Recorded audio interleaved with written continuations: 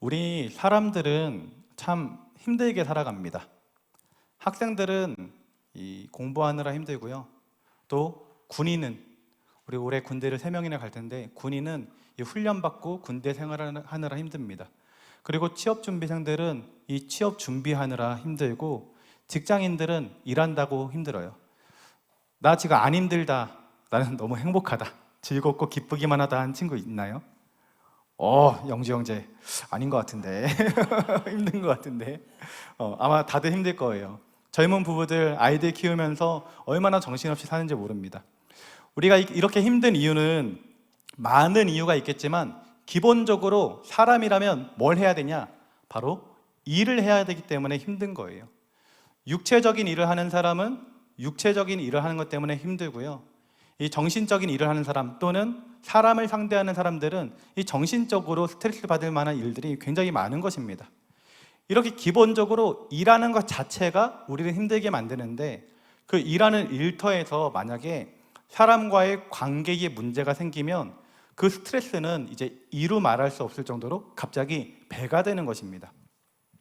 청년 때에는요, 참 고민이 많아서 내가 어떻게 살아가야 될까, 무엇을 해야 될까, 이런 고민이 많아서 참 스트레스 받기도 하고 힘들기도 합니다. 세상에 많은 청년들의 고민 중에 하나가 무엇이냐면 우리 교회 다니는 청년들 아마 해당되지 않을 수도 있는데 세상에 속해 있는 많은 사람들, 많은 청년들의 고민이 무엇이냐면 내가 어떻게 하면 돈을 많이 벌 수 있을까? 이 고민에 빠져 있어요. 그래서 많은 사람들이 돈을 벌기 위해서 부동산에도 투자를 하고 또 주식에다가도 투자를 하고 또 요즘에는 코인에도 투자를 많이 하고 있습니다. 그런데요, 그렇게 투자하는 것이요, 쉬운 일이 아니에요. 10명의 사람이 투자했다라고 하면 그 중에 돈을 버는 사람은 1명이 될까 말까 하고 나머지 9명은 이 부동산이라든지 주식이라든지 코인을 했을 때 대부분의 사람들은 자기의 돈을 잃게 되는 것입니다.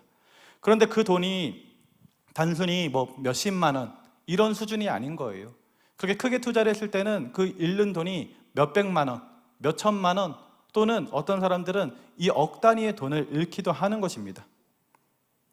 돈이 있는 사람은 투자를 하다가 실패를 맛봐서 힘든 삶을 살아가고 또 돈이 없는 사람은 투자도 하지 못한 채 이 좌계감에 빠져가지고 나는 언제 돈을 벌어보나 이런 생각 가운데 힘들게 살아가는 것이에요.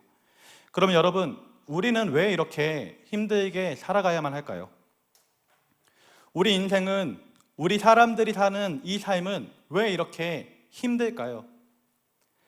그것은 우리가 죄인이기 때문입니다. 그리고 우리가 살아가고 있는 이 세상이 어떤 세상이냐면 죄된 세상이기 때문에 우리가 힘든 거예요. 죄된 세상에서 이 죄인들이 모여서 살아가고 있기 때문에 힘들 수밖에 없는 구조가 우리가 살아가고 있는 세상이라는 것이죠. 그러면 우리는 이렇게 평생 이게 힘들게만 이 고통 가운데 빠져서 힘들게만 살아가야 될까요? 정말 다행히도요, 그것은 아닙니다. 우리가 살아가는 이 세상이 우리를 힘들게 만드는 구조로 이렇게 되어져 있지만 그럼에도 불구하고 우리는 행복하게 또 복되게 살아갈 수 있습니다. 하나님께서 그 길을 열어주셨어요. 우리는 우리의 이 죄의 문제를 스스로 극복할 수 없지만 하나님께서는 우리 인간을 너무나도 사랑해 주셔서 어떻게 하셨느냐, 자기 아들 예수 그리스도를 이 땅 가운데 보내주시고 예수님으로 십자가에 못 박혀 죽게 하심으로 우리의 죄의 문제, 이 우리의 고통을 주는 이 근본적인 원인이 이 죄의 문제인데 이 죄의 문제를 우리로부터 해결해 주셨던 것입니다. 그래서 그 후로는 예수님을 믿는 사람들은 여전히 이 죄가 있는 사람이지만 그럼에도 불구하고 하나님께서 어떻게 여겨주시느냐, 너는 더 이상 죄인이 아니다. 내가 너를 의로운 사람으로 여겨줄게. 하나님께서 우리들을 그렇게 생각해 주시는 거예요. 그래서 예수님을 믿으면 우리가 이 죄의 문제가 해결함 받을 수 있고 또 이 세상을 살아갈 때 비록 이 세상은 죄된 세상이고 이 세상에는 악이 가득한 세상이지만 그럼에도 불구하고 예수님 때문에, 예수님이 나를 구원해 주신 그 은혜 때문에 또 나와 함께 하시는 그 예수님 때문에 이 어두운 세상을 살아가지만 그 안에서도 참된 행복을 느끼며 살아갈 수 있는 것이고 참된 소망을 가지고 살아갈 수 있다는 것입니다. 우리가 살아가는 이 세상에서는 참 괴로움이 많고 고통이 많고 낙심과 절망과 아픔과 상처가 가득한 삶을 살아가지만 예수님과 동행하는 삶에는 은혜가 있습니다. 그리고 예수님과 동행하는 삶에는 사랑이 있고요. 그리고 주님이 주시는 기쁨과 평안함, 또 이 세상에서 누릴 수 없는 참된 만족이 그 예수님과 동행하는 삶 가운데 펼쳐지게 되는 것이에요. 그러면 우리가 어떻게 하면 이 예수님 안에 거할 수 있고 어떻게 하면 예수님과 동행하는 삶을 살아갈 수 있을까요? 그것이 바로 예배입니다. 우리는 예배를 통해서 주님과 동행하는 삶을 살아갈 수 있습니다. 예배는 세상에서 지치고 힘든 시간을 보내고 있는 우리들에게 쉼을 허락해 줍니다. 예배는 슬픔과 우울, 낙심, 절망에 빠져 있는 우리들에게 새로운 기쁨을 주고 희망을 줍니다. 예배는요, 영적으로 지쳐 있는 우리들에게요, 독수리 날개쳐 올라가는 새 힘을 주고, 예배는 영적으로 눌려 있는 우리들에게 다시금 일어날 수 있는 힘과 용기와 또 영적 자유함을 주는 것이에요. 그래서 예배드리기 전에 이제 우리 표정을 보면, 성전에 들어올 때 우리 청년 친구들의 이제 표정을 보면 종종 어두울 때가 있어요. 다행히 청년들은 그래도 이렇게 얼굴 보면 그래도 예쁘고 다들 잘생기고 좋은데, 제가 교구 사역을 많이 하고 어른들 사역 많이 했잖아요. 우리 어른들, 나이 드신 어른분들이 이렇게 쫙 앉아 있으면요, 표정이 어두워가지고 무서울 때가 있어요. 근데 예배 끝나고 나갈 때면요, 다들 얼굴 표정이 환해져가지고, 들어올 때는 어두웠는데 나갈 때는 얼굴 표정이 환해져서 나가더라고요. 그게 왜 그러냐면 예배 가운데 하나님께 주신 은혜를 받고 우리의 영이 살아나니까 우리의 표정마저도 바뀌게 되는 것입니다. 여러분, 우리 이제 수련회 가게 되는데, 수련회 가면 이제 우리 게임도 하고 할 거잖아요. 예행 연습으로 제가 퀴즈를 하나 준비해 왔어요. 너무나도 쉬운 퀴즈인데 요거 빨리 손들고 맞추는 분한테 제가 조그마한 선물을 준비했습니다. 우리 질문 하나 드리겠습니다. 자, 창세기 1장 1절 말씀이 무엇이죠? 지수 형제님. 감사합니다. 나와서 가져가시죠.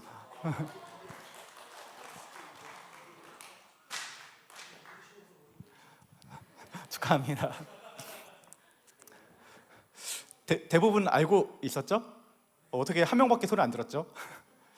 좀 의심되는데. 태초에 하나님이 천지를 창조하시니라. 이게 창세기 1장 1절, 우리 성경책에 제일 처음에 있는 말씀입니다. 창세기 1장에서 하나님께서 천지를 만드셨다라는 거예요. 그리고 창세기 2장에서는 하나님께서 우리 인간을 만드는 장면이 나옵니다. 그리고 창세기 3장에서는 그 하나님께서 만든 인간이 이제 죄를 짓는 장면, 타락하는 장면이 나와요. 그리고 이어지는 4장에서는 무엇이 나오냐면 바로 가인과 아벨이 하나님께 제사를 드리고 있다라는 내용이 나오는 거예요. 이 제사가 무엇이냐면 우리가 지금 드리고 있는 이 예배라고 생각하면 됩니다. 그러면 이 예배가 창세기 4장에 나왔다라는 것, 이 사실 하나만으로도 예배가 얼마나 중요한지를 알 수 있는 거예요. 하나님께서 천지를 창조하시고 인간을 만드시고 인간이 타락한 것, 어떻게 보면 성경에서 제일 중요한 내용이거든요. 전제로 깔고 있어야 될 가장 중요한 내용인데, 그 가장 중요한 내용 중에 하나가 무엇이냐? 4장의 바로 예배라는 것이죠. 그래서 예배는요, 굉장히 중요한 것입니다. 그러면 왜 가인과 아벨이 그렇게 하나님께 제사를 드렸을까요? 그것은 우리 사람의 힘으로는, 사람의 능력으로는 우리가 가지고 있는 이 죄의 문제를 해결할 수 없었기 때문입니다. 인간은 제사를 통해서 하나님께 나아갈 때에 죄의 문제를 해결함 받을 수 있었고, 죄의 문제가 해결되어야지만 하나님과의 관계가 회복되고, 하나님과의 관계가 회복되어야지만 우리의 삶이 평탄한 길을 갈 수 있었던 것이에요. 가인과 아벨이 드린 제사, 그것이 바로 우리가 드리고 있는 예배입니다. 그래서 여러분, 예배가 중요한 것이에요. 예배는요, 우리의 죄를 해결해 줍니다. 우리가 교회 와서 회개 기도하면서 하나님께 나아갈 때 하나님께서 우리의 회개를 받아주시고 용서해 주시는 거예요. 또 예배를 통해서 우리는 하나님과의 관계를 회복할 수 있습니다. 그리고 예배를 통해서 우리는 은혜 받을 수 있고, 예배를 통해서 하나님께 위로를 받을 수 있고, 예배를 통해서 힘이 없을 때 새 힘을 공급받으며 예배를 통해서 우리 육신의 질병도 치료받고 영적으로도 일어날 수 있는 거예요. 우리 청년들 언제 하나님 만나셨어요? 하나님 만나신 청년들, 경험하신 청년들 있지 않습니까? 그냥 잠자고 있는데 하나님께서 찾아오셨나요? 아니면 그냥 길을 걸어가고 있는데 갑자기 찾아오셨나요? 대부분 아닐 거예요. 언제 하나님을 만나느냐? 바로 예배 시간에 하나님을 만난다라는 것입니다. 여러분 언제 은혜 받으세요? 예배 드릴 때 우리가 은혜를 받는 것입니다. 예배를 드릴 때 우리는 성령 충만함 받을 수 있고, 예배를 드릴 때 은혜를 받을 수 있고, 예배를 드릴 때 살아계신 하나님을 만날 수 있는 것이에요. 그래서 이 예배가, 우리가 지금 드리고 있는 이 예배가 너무나도 소중한 것입니다. 사랑하는 우리 청년들이 이렇게 중요한 예배에 성공자들이 될 수 있기를 예수님의 이름으로 축원합니다. 그러면 우리는 이 예배를 어떻게 드려야 될까요? 그냥 일주일 동안 살다가 예배 시간 되니까 교회 가야지 하고 와서 예배당에 앉아 있으면 되는 걸까요? 그렇지 않습니다. 아모스를 보면 이 예배를 어떻게 드려야 되는지 이 하나님이 하신 말씀을 통해서 우리가 좀 간접적으로 깨달을 수 있는 부분이 있거든요. 이 아모스는 이 예언자잖아요. 이 아모스 예언자는 이 북왕국 이스라엘에서 활동했던 예언자인데, 그 당시에 북왕국 상태가 어땠냐면 겉으로 보기에는요 굉장히 좋아 보였어요. 이 정치적으로도 안정되었고 이 경제적으로도 부유했습니다. 그런데요 내부적으로는 어땠냐면 사회적 불의와 이 도덕이 완전히 타락되어서 많은 사람들이 고통을 받고 힘든 시간을 보내고 있었어요. 그러니까 겉으로 보기에는 굉장히 잘 살고 안정적이고 좋은 것 같지만 내부적으로는 힘든 사람들은 더 힘들게 더 어렵게 생활하고 있었던 거죠. 그들의 신앙 상태는 어땠을까요? 그러면 하나님을 잘 따르고 잘 믿고 하나님께 영광 올려드리며 그렇게 예배하며 잘 지냈을까요? 아니면 하나님을 따르지 않고 죄를 지으면서 지냈을까요? 아모스 4장 4절 말씀을 보면 그 당시 이스라엘 민족들에 대해 하나님께서 어떤 생각을 가지고 있는지를 알 수 있는데요, 아모스 4장 4절 말씀을 읽어드리겠습니다. 너희는 베델에 가서 범죄하며 길갈에 가서 죄를 더하며 아침마다 너희 희생을 3일마다 너희 11조를 드리며. 아멘. 지금 읽은 말씀 보면 아모스는 뭐라고 얘기를 하냐면 너희는 베델에 가서 범죄하고 길갈에 가서 죄를 더하라 라고 얘기를 하고 있어요. 이게 무슨 말이냐면 이 베델과 길갈이 어떤 곳이었느냐, 그 북이스라엘에게 있어서는 유서가 깊은 성지였거든요. 그곳에는 하나님을 예배하는 성소가 있었습니다. 지금으로 말하면 굉장히 의미가 있는 한 교회를 생각하면 되는 거예요. 그런데 아모스 예언자가 이스라엘 백성들한테 너희는 교회 가서 지금 죄나 지어라 이렇게 얘기하고 있는 거죠. 지금 우리 현실로 와서는 목사님이 여러분들한테 여러분들 교회 와서 죄나 실컷 지으십시오 라고 말하고 있는 거예요. 왜 이렇게 얘기를 했을까요? 그것은 성소가, 이 성소, 예배의 처소, 이곳은 죄를 씻는 곳이 되어야 되는데 죄를 씻는 곳이 된 것이 아니라 오히려 죄를 더하는 자리가 되었기 때문입니다. 속죄의 자리가 범죄의 자리로 바뀌어 버렸던 거죠. 죄의 문제를 해결하는 자리가 되어야 되는데 죄를 더하는 자리가 되었다라는 거예요.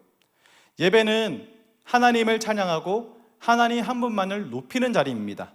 그런데요, 이스라엘의 제사는 어땠냐면 하나님을 기쁘시게 하는 것이 아니라 자신들이 즐기는 하나의 행사와 같았다라는 거예요.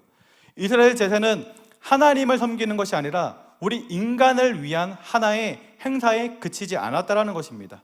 결국 자신들의 뜻과 욕망을 이루기 위한 하나의 수단으로 변질되어서 자기를 섬기는 일이 이 예배 가운데 일어났었던 것이에요. 이처럼 이스라엘의 예배는요, 형식은 있었습니다. 형식은 있었는데 그 속에 무엇이 없었냐면 진정한 예배가 없었던 것이에요. 그런 형식적인 예배, 그런 인간적인 예배, 우리 하나님께서 어떻게 생각하셨을까요? 아모스 5장 21절부터 23절까지 말씀을 보면 이런 예배에 대해서, 형식적인 예배, 진정으로 드리지 않는 예배, 또 인간적인 예배에 대해서 하나님께서 어떻게 반응한지를 볼 수 있는데 아모스 5장 21절부터 23절까지 읽어드리겠습니다. 내가 너희 절기들을 미워하여 멸시하며 너희 성회들을 기뻐하지 아니하나니 너희가 내게 번제나 소제를 드릴지라도 내가 받지 아니할 것이요 너희의 살찐 희생의 화목제도 내가 돌아보지 아니하리라. 내 노랫소리를 내 앞에서 그칠지어다. 내 비파소리도 내가 듣지 아니하리라. 아멘. 21절을 보면 뭐라고 기록되어 있냐면 내가 너희들의 저희기를 미워하여 멸시한다 라고 나와 있습니다. 성경에서 이 미워하다, 멸시하다 이런 부정적인 표현이 반복되는 것은요, 어떤 의미가 있는 거죠? 강조의 의미가 있는 것입니다. 싫어하고 싫어한다는 건요, 정말로 싫어한다는 걸 얘기하는 거예요. 따라서 하나님께서 지금 이스라엘 민족들의 예배를 너무나도 싫어하고 있다는 거예요. 이스라엘 예배에 대한 강한 거부감을 하나님께서 드러내고 있는 거죠. 그래서 이어지는 22절부터의 말씀을 보면 하나님께서는 이스라엘 민족들이 이제 제사를 드리면서 올려드리는 이 제물도, 그리고 그들의 제사도, 그들의 예배도 받지 않겠다라고 얘기를 하십니다. 22절 다시 한번 보도록 할게요. 22절입니다. 너희가 내게 번제나 소제를 드릴지라도 내가 받지 아니할 것이요 너희의 살찐 희생의 화목제도 내가 돌아보지 아니하리라. 번제나 소제는요, 이게 제단을 쌓아놓고 이 제물을 올려놓은 다음에 불로 태우는 거예요. 불로 태우면 그게 어떻게 되죠? 연기가 하늘로 올라가게 됩니다. 그러면 하나님께서 하늘에서 그 올라오는 연기의 향을 코로 흠향을 하시면 그 제사를 받아주시는 거예요. 근데 하나님께서는 지금 뭐라고 얘기를 하냐면 너희가 번제나 소제를 태워서 향을 올릴지라도 내가 코로 냄새 맡지 않겠다라고 얘기를 해요. 그리고 이어지는 말씀에 보면 너희가 살찐 희생의 너희가 드리는 화목제도 내가 돌아보지 않겠다라고 얘기를 합니다. 아까는 코로 냄새 맡지 않겠다라고 했죠. 이번엔 하나님께서 눈으로도 내가 돌아보지 않을 것이다 라고 말씀하시는 거예요. 그리고 이어지는 23절의 말씀을 보면 내 노랫소리를 내 앞에서 그칠지어다. 내 비파소리도 내가 듣지 않겠다라고 말씀하세요. 아까는 코로 냄새 맡지 않겠다, 눈으로도 보지 않겠다라고 했는데 이번에는 듣지도 않겠다라는 거예요. 너희가 드리는 제사, 너희가 드리는 예배, 그런 형식적인 것 내가 보지도 않을 거고 냄새 맡지도 않을 거고 내가 듣지도 않을 거야 라고 하나님께서 지금 말씀하고 있는 것입니다. 하나님께서 왜 이토록 이 강한 거부감을 드러내시면서 이스라엘 민족들의 예배를 받지 않으셨을까요? 그것은 이스라엘 민족들이 드리는 이 예배가 변질되었기 때문입니다. 하나님을 예배해야 되는데 하나님을 예배하지 않고 자기를 위한 예배의 도구로 하나님을 사용하니 하나님이 화가 나지 않을 수 없었던 것이죠. 여러분, 우리의 예배는 어떠합니까? 우리는 하나님께서 받으실 만한 그런 예배를 드리고 있습니까? 하나님께서 과연 우리의 예배, 과연 나의 예배를 받으실까요? 우리의 예배가, 그리고 내가 드리는 예배가 당시 이스라엘 민족들의 예배처럼 종교 형식주의에 빠져서 변질된 예배를 드리고 있는 것 아닌가요? 이 98년도에 나온 찬양인데 이 중에 이제 아시는 분도 있는데 대부분 아마 모르실 것 같아요. 98년도니까. 98년도에 나온 찬양인데 마디른 소금이라는 찬양이 있습니다. 이 현대 교인들의 예배의 모습을 바라보면서 다시 이제 좀 비판할 거 비판하고 돌이킬 건 돌이키자라는 내용의 찬양이에요. 그 가사를 잠깐 읽어드리겠습니다. 드라마 끝까지 보다 지각 예배, 스포츠 중계 보러 일찍 귀가, 다음 주는 바캉스를 떠나오니 오주여 해변으로 임하소서. 장로님의 기도 때는 낮잠 보충, 목사님의 설교 때는 설교 비판, 하지만 축도는 받아야지. 아멘 끝나자마자 서둘러 퇴장. 성가대가 노래하면 실력 평가, 안 가져온 헌금 찾아 뒤적뒤적. 밥 먹을 땐 누가 볼까 눈만 껌뻑, 술 마시고 담배 필 땐 무신론자. 목사님이 몰라준다 투덜투덜, 보기 싫은 사람 있어 교회 바꿔. 그래도 헌금은 꼬박꼬박. 왜냐? 봉사하면 그 대가로 복 받을 테니. 내가 믿기 편한 방식으로 자기를 위한 예수님을 만들어내고 마음에 드는 말씀 골라 자기에게 이롭도록 해석하지. 내가 믿기 편한 방식으로 나를 위한 예수님을 만들어내니 십자가에 못 박히신 예수님은 없네. 그 다음부터 나레이션인데요. 어릴 적엔 기도할 때 눈 뜨면 안 된다라는 선생님의 말씀에 아프도록 두 눈 꼭 감고 손 모아 기도했었습니다. 하지만 언젠가부터 내 손은 흐트러져만 갔고 기도할 때 아무렇지도 않게 주위를 둘러보곤 합니다. 주님, 저는 지금 너무나 변해버렸습니다. 저를 용서하옵소서. 이제는 어린아이의 순수함으로 돌아가고자 합니다. 주여, 맛을 잃은 소금처럼 버림받아 던질 게 두렵사오니 이제라도 주님 앞에 모든 것을 회개하고 자복합니다. 주여, 지난날의 생활들을 눈물로써 회개하고 자백하오니 어지러운 세상 속에 소금되게 하소서. 아멘. 아시는 분 계신가요? 설마 있죠? 없을까봐 없을까봐 노심초사했는데 있어서 감사합니다. 90년도에 출시됐던 이 찬양인데 아마 지금 이 현대에 이 찬양이 나온다고 치면 제가 들려드렸던 이 가사의 내용보다도 더욱더 적나라한 내용들이 있지 않을까 생각됩니다. 사랑하는 우리 청년들과 우리 성도님들, 우리의 예배, 나의 예배는 어떻습니까? 하나님이 받으실 만한 예배로 그렇게 나아가고 있으십니까? 오늘 본문 요한복음 4장 24절 이 말씀은요, 예배에 관한 우리 예수님의 말씀입니다. 다시 한번 우리 요한복음 4장 24절 말씀 함께 읽어보도록 하겠습니다. 시작. 하나님은 영이시니 예배하는 자가 영과 진리로 예배할지니라. 아멘. 예수님께서는 이 아버지께 예배할 때가 온다고 말씀하시면서 이 참된 예배는 어떻게 드리는 거냐? 바로 영과 진리로 드리는 예배가 참된 예배다라고 말씀하셨습니다. 그렇다면 여러분, 영과 진리로 드리는 예배란 무엇일까요? 그것은 영적인 예배는 바로 성령의 임재가 가득한 예배를 말하는 것입니다. 그리고 성령님께서 운행하시는, 또 성령님께서 역사하시는 예배를 의미하는 것이에요. 그래서 칼빈은 뭐라고 얘기를 했냐면, 언제나 예배를 시작하기 전과 성경을 낭독하기 전, 그리고 성찬을 집례하기 전에 성령의 임재를 위한 기도를 해야 된다라고 말했어요. 예배가 전적으로 성령님의 인도하심으로 이루어져야 된다라고 이 칼빈은 얘기했습니다. 그리고 예배와 부흥에 관련하여 노이드 존스 목사님이라고 굉장히 유명하신 분이 계시는데, 그분은 그의 책 부흥에서 뭐라고 얘기를 했냐면, 하나님의 성령이 역사하지 않을수록 예배는 형식화되었다. 반면에 신앙이 회복되면 회복될수록 성령이 주관하시는 예배가 되었다라고 말했습니다. 예배의 형식이 중요하지만 예배의 형태가 형식적이고 의식적이 된다면 이 성령의 역사가 줄어드는 현상이 나타난다는 것이에요. 성령이 역사하지 않으면 예배는 형식적이 되고 영적인 침체기에 빠져들게 된다고 합니다.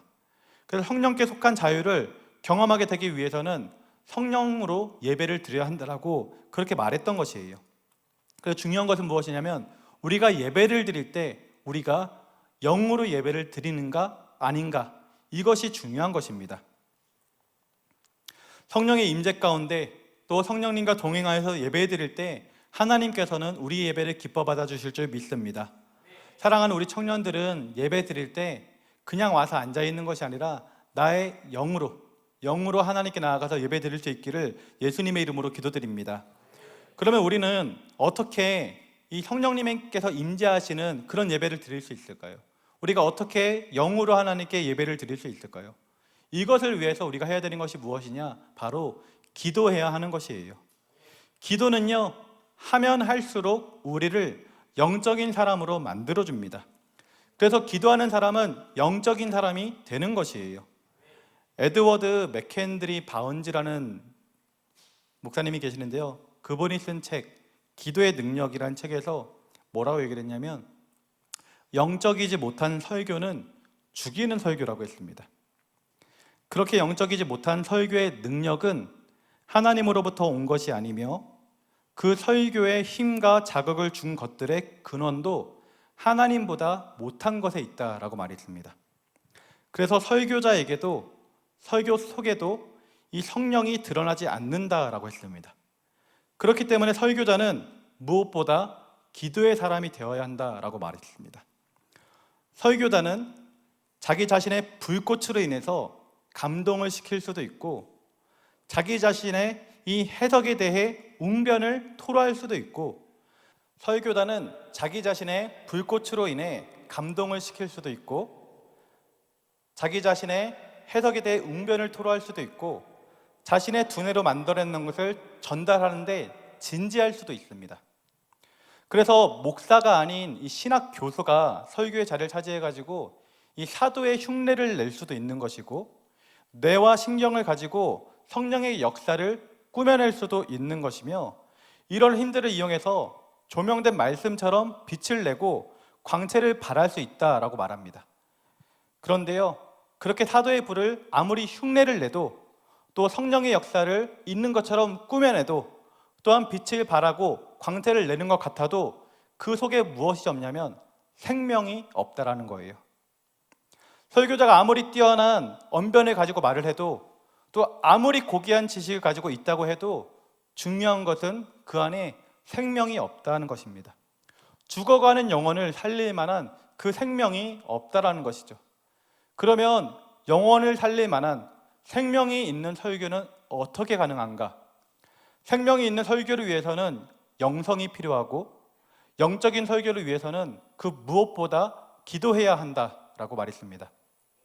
그래서 기도는 이 설교자의 마음을 새롭게 하며 마음이 하나님과 일치가 되게 하고 사람들을 동정하게 하며 이 사역이 냉랭한 직업이 되지 않게 하고 일상적인 일에도 열매가 있게 하며 하나님의 기름 부으심의 능력으로 모든 부분에서 활력이 넘치게 된다라고 말했습니다.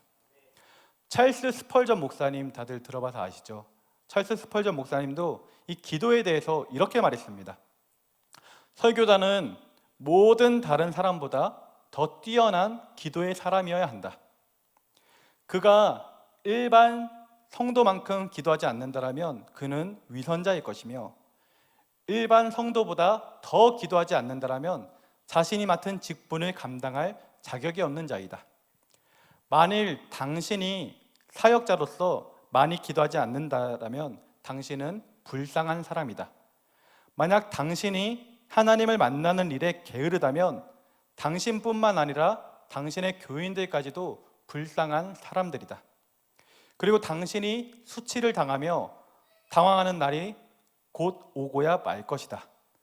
성전에서 기도하고 금식하는 시간은 실로 고귀한 시간이다. 그때처럼 천국 문이 활짝 열리는 일이 없으며 우리의 마음이 하나님의 영광에 가까이 나아가는 일도 없다. 이렇게 말했습니다. 지금까지 말씀드렸던 에드워드 맥켄드리 바운즈 목사님과 찰스 스펄전 목사님의 이 후배 목사들을 위한 이 뼈를 때리는 이 말씀이요, 요즘 저한테 굉장히 도전으로 다가오고 있습니다. 과연 나는 기도하는 설교자였나? 과연 나는 이 성도들보다 더 기도하는 교역자였나?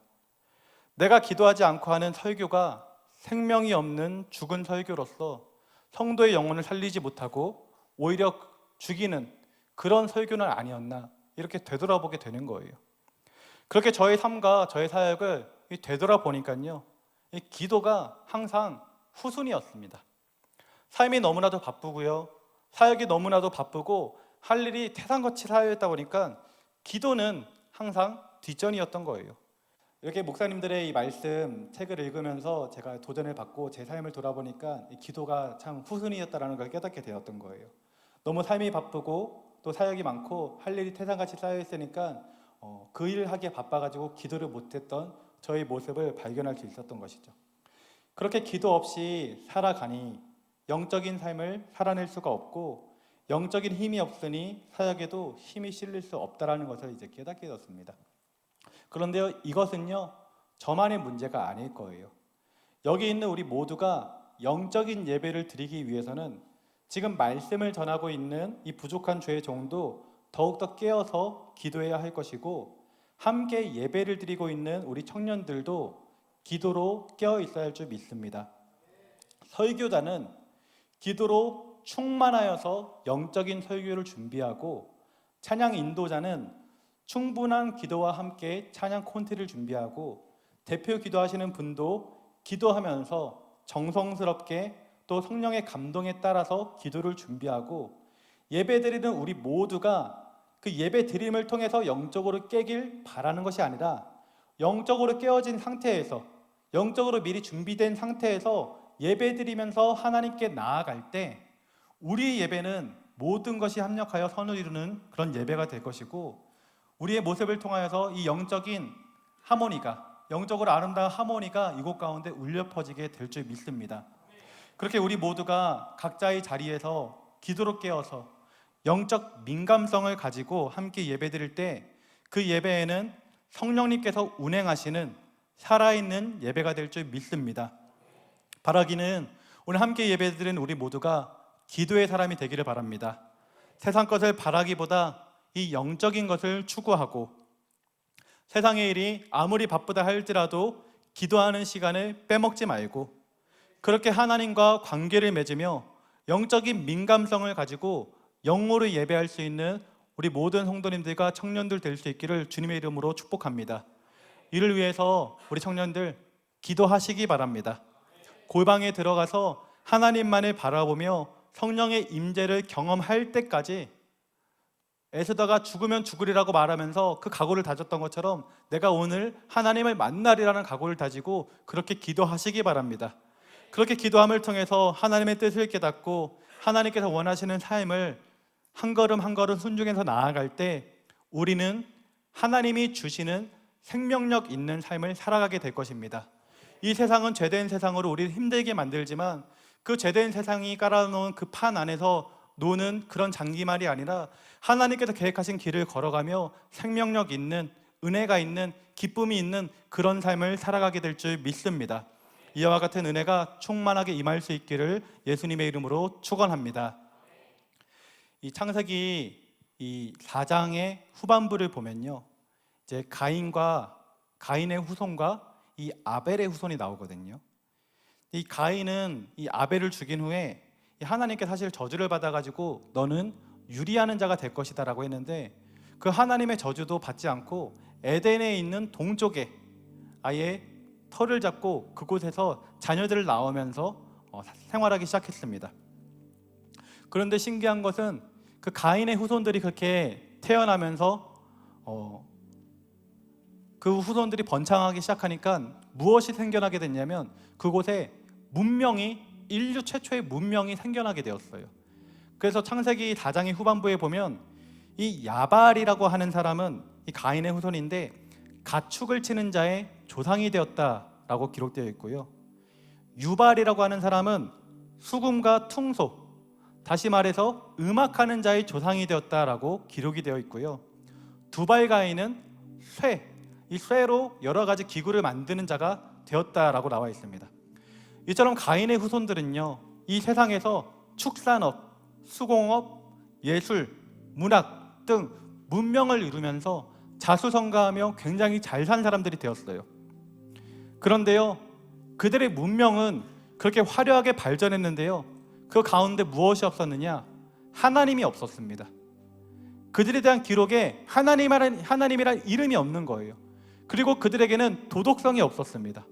그래서 폭력과 살인이 난무하게 되고 남에게 때에서는 일부 다처제의 죄가 인류 최초로 펼쳐지게 되는 그런 모습도 벌어지게 되었던 거예요. 가인의 후손들 굉장히 능력 있는 사람들이었지만 도덕성이 없는 사람들, 하나님을 찾지 않는 자들이었어요. 그런데 하나님께서 아벨 대신에 새롭게 준 아들의 이름이 누구냐면 셋이에요. 근데 이 셋이 태어나서 세대 후손들이 번창하기 시작하니까 어떤 일이 벌어지냐면 이 창세기 4장 26절 말씀인데요, 이 말씀 한번 같이 읽어보도록 하겠습니다.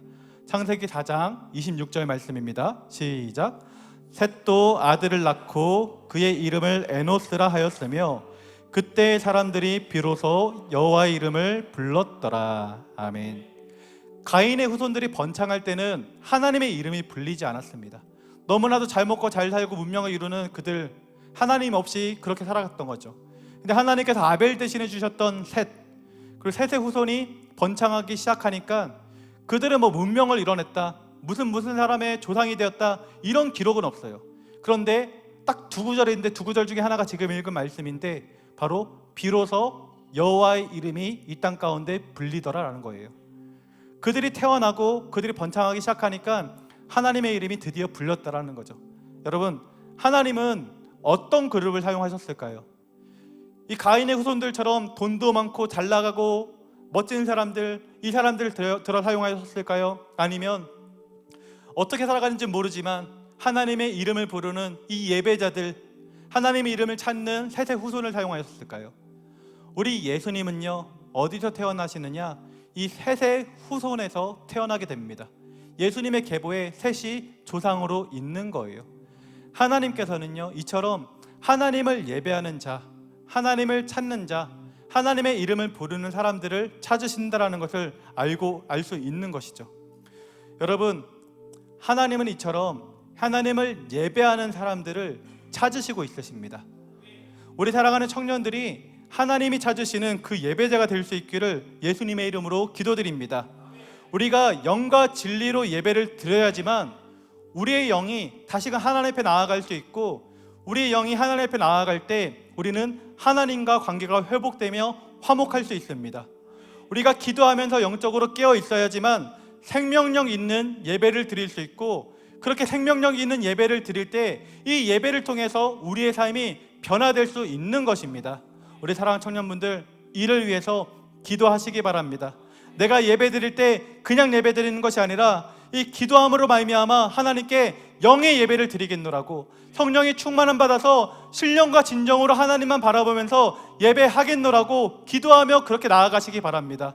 우리가 그렇게 나아갈 때 이 예배를 통하여서 정말 생명이 임하게 되고, 이 예배 가운데 하나님께서 임재하여 주심으로 세상은 우리를 죽이고, 세상은 우리를 괴롭히고, 우리를 힘들게 만들고 낙심하게 만들지만, 살아있는 생명 있는 이 예배를 통해서 우리는 하나님을 바라보게 될 것이고, 우리 다시금 소망을 가지게 될 것이고, 넘어진 자리를 박차고 일어나 힘차게 달려나가게 될 줄 믿습니다. 우리 귀한 청년들 가운데 그런 은혜가 충만하게 임할 수 있기를 우리 예수님의 이름으로 축원합니다. 우리 이 시간 다 같이 그 믿음 가지고 기도하기 원하시는 분들 함께 자리에 일어서서 찬양하며 기도하기 원합니다. 사랑의 하나님 아버지, 하나님께 참되게 예배하길 원합니다. 주님, 우리에게 성령의 충만함을 더하여 주시옵소서. 우리가 기도할 때 은혜를 한없이 부어주셔서 예배에 성공하는 자가 될 수 있도록 인도하여 주시옵소서. 그렇게 하나님이 찾으시는 한 사람이 되어 주님께 쓰임받길 원합니다. 더 이상 내 삶의 어려움에 넘어져 있지 않게 하여 주시고, 예배를 통해 하나님을 만나며, 예배를 통해 내 삶이 회복되고, 예배를 통해 하나님의 뜻을 깨닫고, 예배를 통해 이 땅 가운데 크게 쓰임받을 수 있는 하나님의 자녀가 될 수 있도록 인도하여 주시옵소서라고 우리 주님 이름 세 번 부르고 함께 기도하겠습니다.